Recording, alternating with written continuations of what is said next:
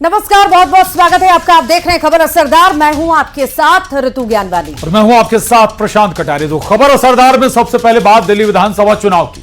दिल्ली में विधानसभा चुनाव की तारीख जैसे जैसे करीब आ रही है, सियासी तापमान वैसे वैसे बढ़ता जा रहा है।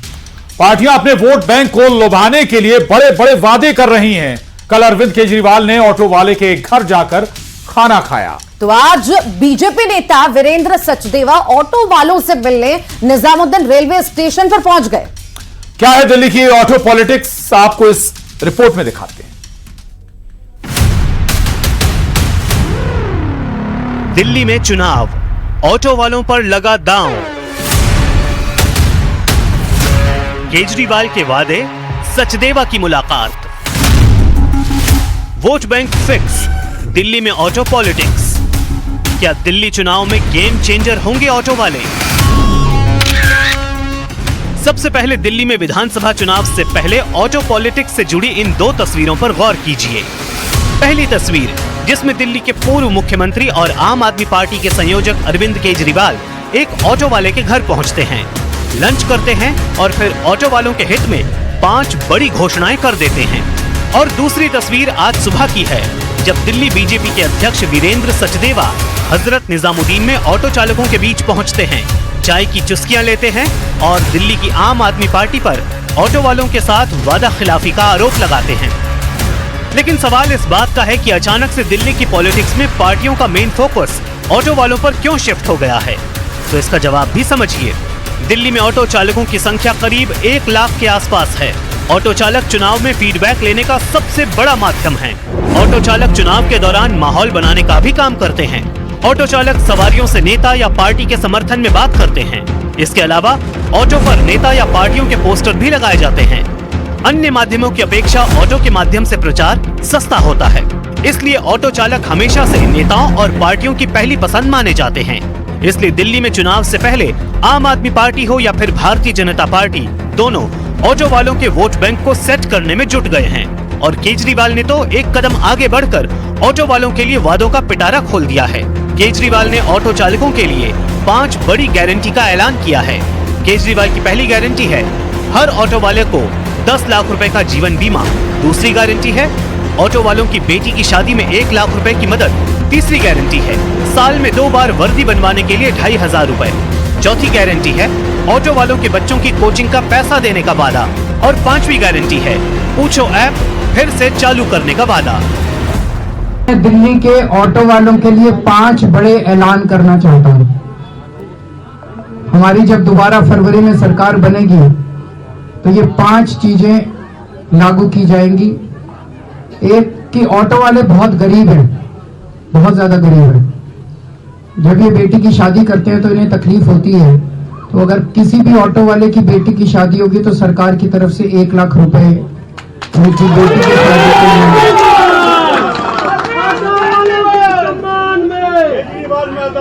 दूसरा, सरकार ने कहा कि इनको वर्दी पहननी कंपलसरी है।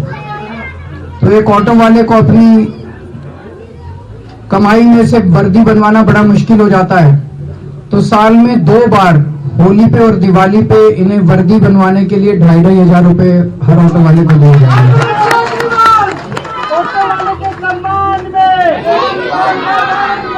तीसरा, हर ऑटो वाले का 10-10 लाख रुपए का लाइफ इंश्योरेंस और 5-5 लाख रुपए का एक्सीडेंट इंश्योरेंस करवाया जाएगा। सचदेवा जी ऑटो में बैठ के चाय पी रहे हैं और ये विजुअल इसलिए हम दिखा रहे हैं क्योंकि कल अरविंद केजरीवाल ने घोषणा कर दिया, तो उसके बाद है या कहें कि भाजपा पहले से अलाइंड है? ये ऑटो चालक परिवार लगातार हमारे संपर्क में है। इनका सिर्फ एक सवाल है, दिल्ली में सरकार अरविंद केजरीवाल की है, तो पिछले 12 साल में ये घोषणाएं ये पूरी क्यों नहीं की? क्यों इन लोगों को सुरक्षा नहीं दी? क्यों इन लोगों को बीमा नहीं दिया? एक तरफ दिल्ली में केजरीवाल ने ऑटो वालों के लिए वादों का पिटारा खोल दिया है, दूसरी तरफ बीजेपी केजरीवाल और दिल्ली सरकार पर लगातार वादा खिलाफी का आरोप लगा रही है। ऐसे में ऑटो वालों का वोट बैंक किस तरफ शिफ्ट होता है, ये देखने वाली बात है।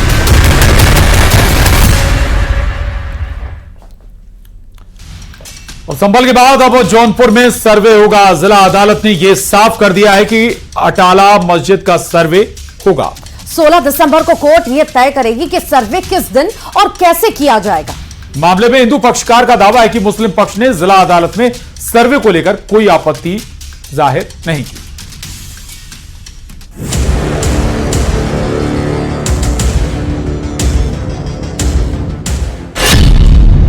संभल के बाद अब जौनपुर में सर्वे का आदेश।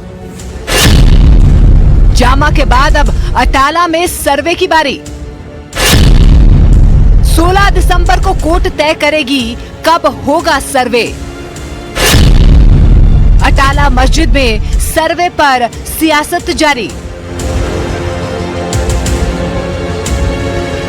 संभल की जामा मस्जिद के बाद अब जौनपुर की अटाला मस्जिद में सर्वे का रास्ता साफ हो गया है। जौनपुर की जिला अदालत 16 दिसंबर को ये तय करने वाली है कि आखिर अटाला मस्जिद का सर्वे किस दिन किया जाएगा।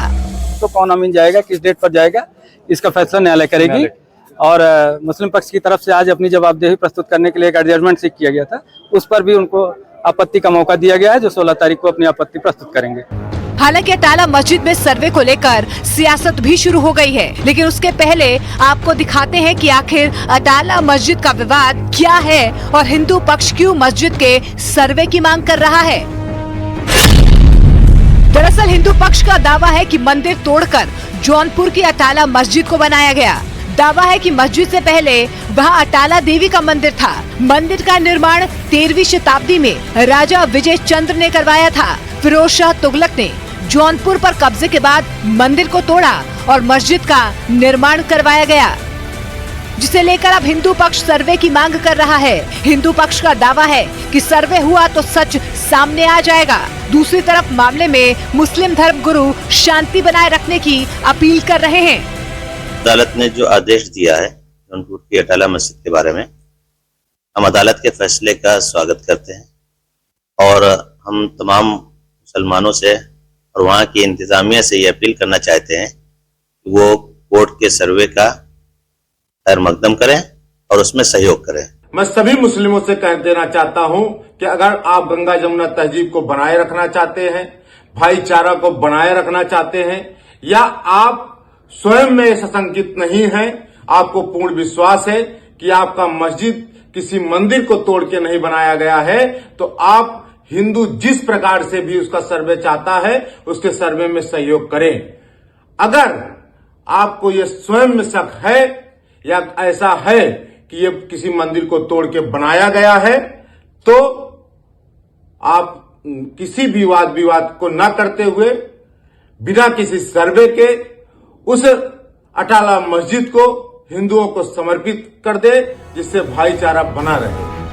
हालांकि अब इस मामले में राजनीति भी शुरू हो गई है। समाजवादी पार्टी बीजेपी पर प्रदेश का माहौल बिगाड़ने का आरोप लगा रही है। दूसरी तरफ बीजेपी ने कहा कि संविधान की दुहाई देने वाले कोर्ट के आदेश पर सवाल उठा रहे हैं। लोकसभा चुनाव में जब से भारतीय जनता पार्टी बहुमत से दूर हुई है, उत्तर प्रदेश में करारी हार हारी है, तब से भारतीय जनता पार्टी में बेचैनी बढ़ी है।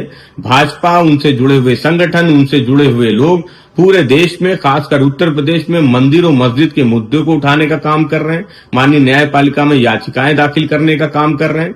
भारतीय जनता पार्टी वो 1991 के प्लेसेस ऑफ वर्शिप एक्ट को मानने से इनकार कर रही है, जबकि ये देश में बना हुआ, संसद में बना हुआ कानून है। समाजवादी पार्टी समझती भारतीय जनता पार्टी मंदिर और मस्जिद का मुद्दे उठा के देश की जनता का ध्यान मुख्य मुद्दों से हटाना चाहती है। समाजवादी पार्टी क्या संविधान को मानती है? कुल मिलाकर संभल के बाद अब जौनपुर के अटाला मस्जिद में सर्वे को लेकर जमकर बयानबाजी शुरू हो गई है। हालांकि हिंदू पक्ष के मुताबिक मुस्लिम पक्ष ने कोर्ट में सर्वे को लेकर कोई आपत्ति जाहिर नहीं की है। सर्वे कब होगा ये कोर्ट 16 दिसंबर को मुकर्रर करने वाली है।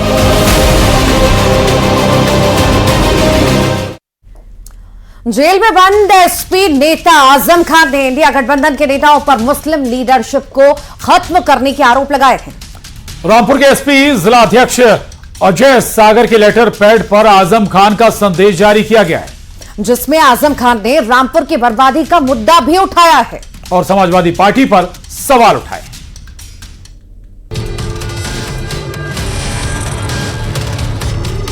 समाजवादी पार्टी के वरिष्ठ नेता और पूर्व मंत्री आजम खान एक बार फिर से सुर्खियों में है। अब उन्होंने सीधे तौर पर इंडिया गठबंधन की खामोशी पर सवाल खड़े करते हुए कहा है कि मुसलमानों के हालात और भविष्य पर विचार करने के लिए मजबूर होना पड़ेगा।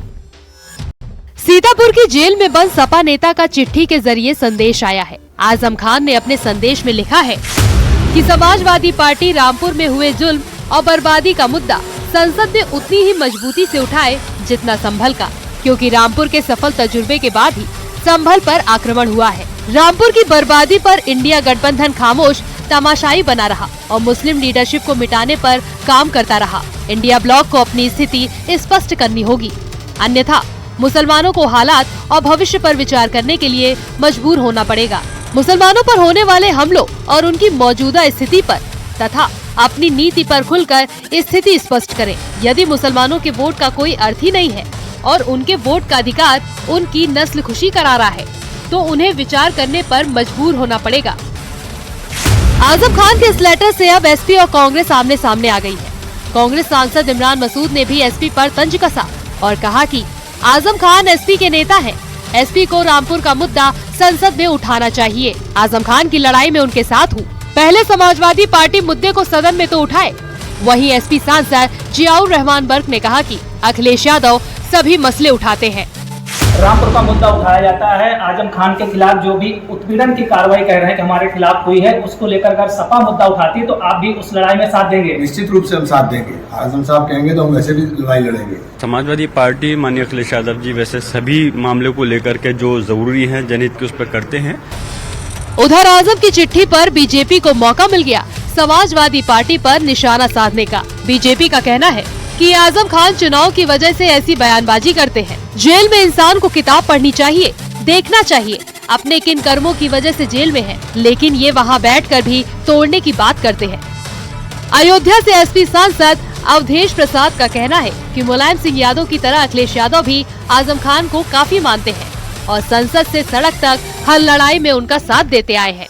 काम क्या फैलाने का काम कर रहे हैं वो जेल में रह के। इंसान को जेल में जाके तो बुक रखनी चाहिए, अपने कर्म देखनी चाहिए कि मैं सत्ता में रहा था तो मैंने क्या किया, उसमें सुधार लाना चाहिए। इंसान सुधरने की बात करता है, वो जेल में रह के भड़काने की, देश में विभिन्नता डालने की और इस तरह की बात, प्रदेश को खराब करने की बात करते हैं, तो उनकी मानसिकता का परिचय है। ऐसी मानसिकता का जनता बहिष्कार करती है। आप देख रहे हैं 9 सीटों में चुनाव हुआ था उत्तर प्रदेश, 7 में भारतीय जनता पार्टी जीती है। ये जनता के बदौलत जीती है। हर मुद्दे पर समाजवादी पार्टी लगातार संभल के सम्मानित निवासियों के साथ और संभल में माननीय आजम खान के साथ, उनके परिवार के साथ बहुत मजबूती के साथ सड़क से लेकर और सदन तक आवाज उठाया। इंडी गठबंधन के जितने घटक दल हैं, उनमें होड़ लगी है मुसलमानों की लुभाने के लिए। आजम खान भले ही सलाखों के घेर में है, लेकिन अपने इस लेटर से उन्होंने इंडिया ब्लॉक के नेताओं को भी घेरे में ले लिया है और उनका ये लेटर एसपी और कांग्रेस दोनों के लिए नसीहत के तौर पर देखा जा रहा है। Bureau report, news 18। और संविधान के अपमान पर आज महाराष्ट्र का परभणी सुलग उठा है। लोग संविधान की प्रतिमा तोड़े जाने पर भड़क गए हैं और तोड़फोड़ आगजनी शुरू कर दी। इस मामले में सियासत भी शुरू हो गई है।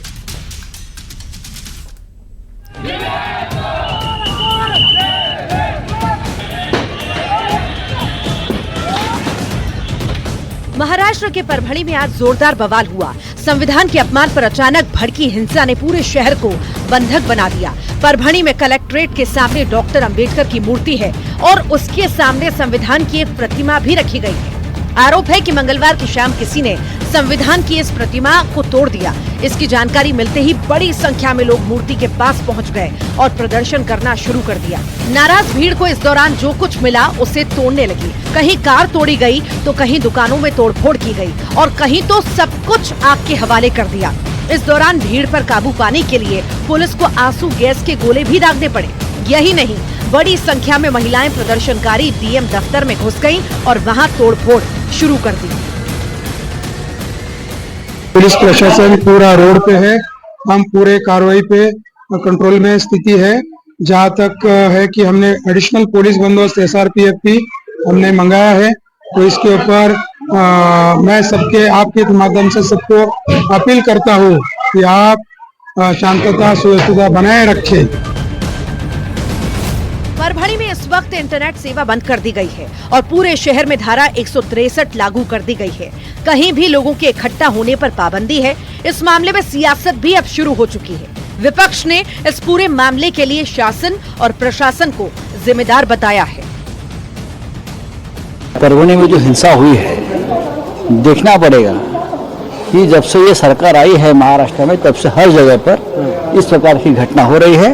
लोगों ने शांति रखनी चाहिए और हम सब महाराष्ट्र के लोग डॉक्टर अंबेडकर के साथ, उनके विचारों के साथ रहे हैं, सबको मालूम है। वहाँ पहले हिंदू महासभा ने बांग्लादेश में जो माइनॉरिटीज पे अटैक हो रहा है उसकी वजह से एक मोर्चा निकाला और इस मोर्चे में किसी ने डॉक्टर बाबा साहब अंबेडकर के पुतले के सामने जो संविधान की कॉपी है उसको तोड़ने की कोशिश की, उस पर पत्थर मारे और इसकी वजह से जो भी संविधान प्रेमी लोग हैं परभणी के, वो सब उत्तेजित हो गए, रास्तों पर आ गए हैं और ये आंदोलन पूरा हिंसक हो गया है। उन्होंने दुकानें जलाई, गाड़ियां तोड़ी और इस तरह की सारी वारदातें वहां पर हो रही हैं। जिस तरह से मार्केटवाड़ी में, जिस तरह से मानगांव में, जिस तरह से कड़ाट के कोड़ी गांव में और धुलिया में जिस तरह से रुपये की चोरी की गई है और आम जनता रास्ते पर आकर खड़ी है, उससे ध्यान भटकाना, अलग तरीके से हिंसा में झोंक देना राज्य को, ये भी एक षड्यंत्र इसमें हो सकता है, ऐसा हमें लगता है। पुलिस ने फौरन उस आरोपी को अरेस्ट किया है,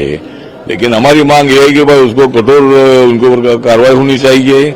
उसके साथ साथ उनके पीछे किसका राज है, हमारी देवेंद्र फडणवीस जी की सरकार आने के बाद कोई लोग जानबूझकर वातावरण बिगाड़ रहे हैं क्या, इसकी भी जांच करने की आवश्यकता है। पुलिस ने संविधान की कॉपी तोड़ने वाले एक व्यक्ति को गिरफ्तार भी किया है। सवाल है कि ये तोड़फोड़ क्यों? संविधान के अपमान पर लोगों की नाराजगी लाजमी है, लेकिन क्या इस तरह अपमान का बदला पूरा होगा? Bureau report, news 18। और संसद में आज जोरदार हंगामा हुआ है। टीएमसी सांसद कल्याण बनर्जी ने केंद्रीय मंत्री ज्योतिरादित्य सिंधिया पर आपत्तिजनक टिप्पणी की और जिस पर सिंधिया नाराज हो गए। कल्याण बनर्जी ने माफी भी मांगी, लेकिन अब उन्हें निष्कासित करने की मांग की जा रही है। सर, किसके चेहरे पे खलबली है और किसके चेहरे पे मुस्कुराहट है, आप स्वयं देख रहे हैं। सुन लीजिए ना, आप बहुत सुंदर दिखते हैं। संसद का शीतकालीन सत्र चल रहा है। कई मुद्दों पर सत्ता पक्ष और विपक्ष आमने सामने हैं। सत्र के दौरान जोरदार हंगामा भी हो रहा है, आज भी हुआ, लेकिन आज मामला जरा पर्सनल हो गया। संसद में आज केंद्रीय मंत्री ज्योतिरादित्य सिंधिया की सुंदरता पर संग्राम छिड़ गया।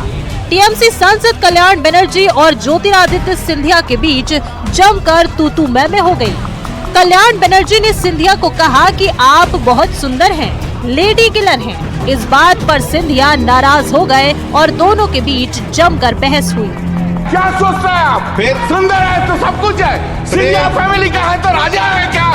हम लोग तो हैं। आप लोग क्या सोचते हैं? आप डोंट डू इट।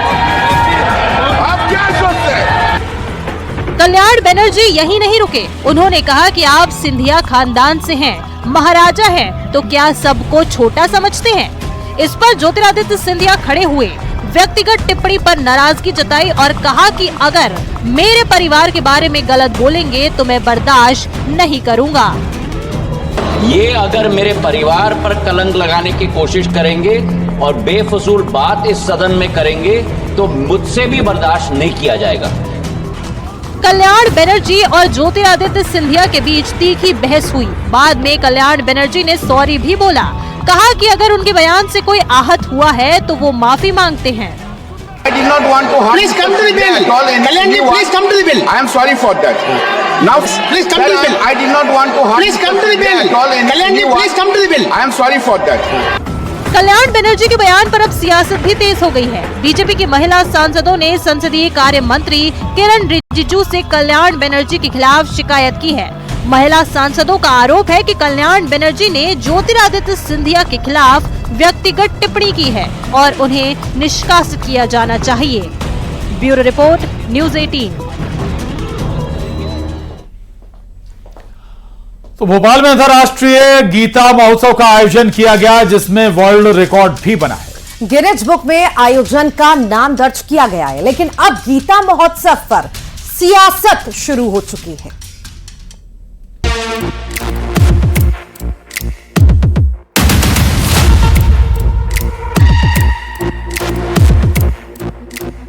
एमपी ने आज इतिहास रचा। भोपाल में अंतर्राष्ट्रीय गीता महोत्सव का आयोजन किया गया। यह आयोजन इतना भव्य था कि इसका नाम गिनीज बुक में रिकॉर्ड हो गया। गीता महोत्सव पर हजारों आचार्यों ने गीता के श्लोकों का पाठ किया। 7,000 से ज्यादा लोगों ने सस्वर गीता पाठ किया, जिसमें 3,721 आचार्य शामिल थे। देश आनंद में डूबे। आज हम जिसकी बात कर रहे हैं, कितना अच्छा लग रहा है। हमने जब कर्मयोग की बात की, कर्मयोग की बात की, गीता के तीसरे अध्याय के 10 श्लोक यहाँ पढ़े गए। भगवान कृष्ण के माध्यम से बड़ा दुर्भाग्य के साथ कहना पड़ेगा कि हमारे अपने पूजा पंथ को लोग धर्म से जोड़ लेते हैं। धर्म ये नहीं है। हमारा धर्म तो हमारी धर्म संस्कृति, सनातन संस्कृति की तरफ ले जाती है। गीता महोत्सव पर सियासत भी शुरू हो गई है। कांग्रेस बीजेपी पर निशाना साध रही है, तो बीजेपी कांग्रेस के एजेंडे पर सवाल उठा रही है। आज गीता दिवस है। आज लाल परेड पे मुख्यमंत्री जी और सभी उनके मंत्रियों, सब नेताओं ने गीता का वहाँ पे पाठ किया। ये गीता हमने भी आज यहाँ डिस्ट्रीब्यूट की, और ये है यथार्थ गीता। और यथार्थ गीता का ये कहना है, भगवान कृष्ण का संदेश ये है कि कमजोर के साथ खड़े रहो। वो अर्जुन और पांडवों के साथ खड़े रहे, जो 5 थे, जो 100 भाई थे और जिनकी विराट सेना थी, उसके साथ भगवान कृष्ण खड़े नहीं हुए। अरे कांग्रेसियों, इतना तो ख्याल रखो, तुम कम से कम अगर हिंदुस्तान की जनमानस की नहीं है तो भगवान से तो डरो ना। तुम भगवान से डर रहे, ना हिंदुस्तान से डर रहे, ना भारत के संविधान से डर रहे। ना जाने कौन सा पाक का एजेंडा लेकर कांग्रेस देश के अंदर चल रही है। हम कांग्रेसियों से प्रार्थना करना चाहते हैं कि एजेंडा तो अगर चलाना है तो भारत की संस्कृति सभ्यता का चलाओ। तो गीता महोत्सव पर छिड़े सियासी दंगल के बीच सीएम डॉक्टर मोहन यादव ने इस मौके पर लाडली बहना योजना की राशि भी ट्रांसफर की। प्रदेश में 1,28,00,000 लाडली बहनों के खाते में सिंगल क्लिक से कुल 1,572 करोड़ रुपए की रकम सीएम ने जारी की। इसके साथ ही प्रदेश के 55 लाख सामाजिक सुरक्षा पेंशन हितग्राहियों को 334 करोड़ रुपए भी ट्रांसफर किए गए। Bureau report, news 18। और इसी बीच बड़ी जानकारी आपको दे दें, सीएम साइकिल जनता को संबोधित करेंगे। बता दें, 1 साल का कार्यकाल पूरा होने पर संबोधन होगा सीएम का। तो दोपहर 12 बजे और रात 8 बजे सीएम का संबोधन होगा। दरअसल सरकार को 1 साल पूरे हो गए हैं। छत्तीसगढ़ में बीजेपी की सरकार बने और मुख्यमंत्री विष्णुदेव साय सरकार के 1 साल पूरे होने पर संबोधित करेंगे, जनता को बताएंगे आखिर क्या कुछ काम 1 साल में किए गए हैं। जनता के हित के जो काम हैं उनको जनता के सामने इस संबोधन के जरिए रखा जाएगा। तो ये पूरे साल में क्या उपलब्धियां रही, कैसी उपलब्धियां रही, कौन कौन सी योजनाएं चलाई गई और लोगों को फायदा पहुंचाया गया, ये तमाम वो मुद्दे रहेंगे जिनके बारे में जिक्र सीएम साइकिल करेंगे। 1 साल पूरा हो रहा है और 1 साल पूरा होने पर संबोधन। और इसी के साथ ही खबर असरदार में आज के लिए इतना ही। अब बने रहिए न्यूज 18 के साथ।